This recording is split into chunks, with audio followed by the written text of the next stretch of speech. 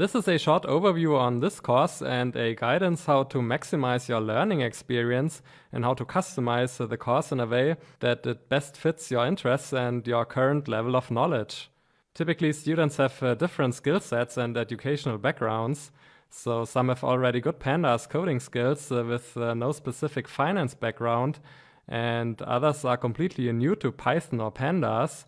And in the next minutes, I will give you some helpful guidance how to tackle this course given your specific background. And I will start with the core of this course. So that's part 2, managing financial data. And let's first of all have a look at the course dashboard. We are here on the dashboard and we can get an overview on the course by clicking here to course content. And we are currently in the section 1, getting started. And here you will learn how to download and install our Python coding environment. And if you have already installed the Anaconda distribution, and if you have already experience with Jupyter notebooks, then you might also skip those 3 lectures here. And the core or the heart of this course is actually part 2, financial data analysis. And the very first section in part 2 is a more general section where you will learn the required basics on how to work with dates and times in Pandas. After that, we will start with financial data analysis, and let's have a closer look at what we will cover here. At the beginning of section 2, you will learn and master all basic and essential workflows that you will frequently need when working with financial data. So, for example, you will learn how to import financial data not only from Excel files and CSV files, but also from free web sources like Yahoo Finance. And then once we have imported historical financial price data, then we calculate the return, risk, and correlations. And we also upsample and downsample price data and the returns from daily to weekly, monthly, annual, and so on. And we will also learn the difference between simple returns and log returns. All right. Then we will come to more advanced analysis techniques. And we will calculate rolling statistics. So, for example, we will calculate simple moving averages and rolling return and rolling risk and rolling correlation between stocks. And we also aggregate data. So here on the right-hand side, you can see the S&P 500 return triangle for the last 30 years. So this is a great visual aggregation of the past performance of the S&P 500. Next, we will create customized financial indexes. And even if you don't plan to create and publish your own customized index, this is a really essential workflow, because every time when you are creating an investment strategy and you actually backtest the investment strategy to figure out how your investment strategy performed in the past, then you will exactly need and use the workflows that we also use here when creating financial indexes. For example, we have to define the constituents of our index and then how to weight the constituents. And we also have to decide whether we want to have a price return index or a total return index. Then we are continuing with portfolio analysis, and we will create many random portfolios. So here on the right-hand side, actually each single point is a portfolio that we simulated or created, and we analyze the portfolio depending on their performance, risk and return. And we will also calculate the Sharpe ratio and understand why the Sharpe ratio is a so important metric. And finally, we will also optimize portfolios. So we will find the optimal portfolio that we can create with, for example, 6 stocks. All right. Then we are coming to a section that is actually more theoretical. So investment fundamentals, modern portfolio theory and asset pricing models. But we will do this in a very intuitive and non-formal way by analyzing some data with Pandas. And this is definitely the best way to really understand and to really get the intuition behind those theories and models. So in this section, I will explain the modern portfolio theory, the capital asset pricing model, risk diversification, and the metrics alpha and beta in a way that is pretty unique and intuitive.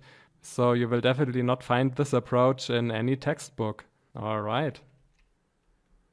And finally, in the last section of part 2, we are creating interactive plots and price charts. So this is actually real fun. Once you have learned and mastered the content of part 2, you will have the opportunity to step into the role of a financial advisor and analyze a client's portfolio. And in the end, you will also be asked to give an appropriate advice. So that's the final comprehensive real-world project that combines most of the topics that you have learned before. And you can actually find the final project in part 3. All right. It might be the case that you haven't worked with Pandas before. And same as with Excel, before you can do the advanced stuff, you need to learn and understand the basic functionalities of Pandas. And in part 1 of this course, you can find an extensive introduction to Pandas from zero to hero. So everything you need to know before you should work with financial data is explained here. And once you have finished part 1, you probably never ever want to work with Excel again. It might be the case that you are already familiar with the basics of Pandas, or you are even enrolled in my general Pandas course. And for those students, part 1 might be a repetition. However, I highly recommend doing the coding exercises of part 1 to check your skills. In the exercises of part 1, you will analyze the listings dataset that contains all current stock listings in the US. And later in part 2, and in particular in the final project, you will need to work with the listings dataset. So it's best to get familiar with it in the exercises of part 1. This course is probably one of the most practical courses on Udemy. So there's the final real-world project. And in addition, at the end of each and every section, you will have the opportunity to practice what you have learned before. In total, there are 200 coding exercises. And the really special thing is that you can choose your own level of difficulty. So let's have a look how this works. We are here in one of the coding exercises of part 1. And you can see here that you have to insert your own code, or you have to fill in the gaps like here. And at the very end of each exercise notebook, you can find the hints section.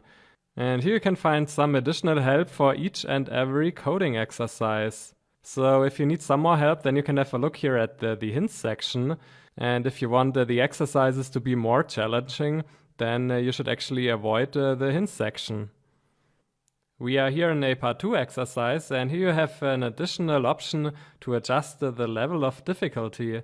So either you choose the self-guided option, where the question style is pretty much open, and you have to find your own ways to the final solution. So for example, here you have to import the monthly returns of the S&P 500 price return index and the Dow Jones price return index.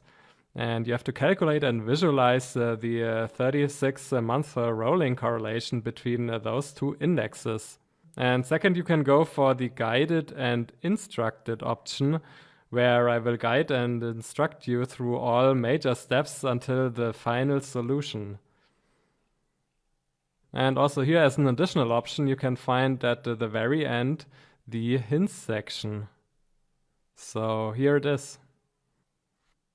We are here back on the course dashboard, and in part 4 of this course, you can find some more specific and advanced lectures on working with dates and times in Pandas. And these lectures are more general and not finance specific. And finally, if you struggle with some basic Python concepts, or even if you are completely new to Python, you can find a crash course on Python and also on NumPy here in the appendix. And there you can learn all you need to know before you can start with Pandas. So if you are completely new to Python, then it might be best to start your journey here. And it might also be the case that I will use a concept somewhere in the course, for instance a NumPy random number generator that you haven't seen before and where you need some more background. And it's pretty likely that you will find a more detailed explanation here in the appendix. With this, we are finished with the introduction, and I hope I could give you some helpful guidance, and I'm looking forward to seeing you in the course. Bye!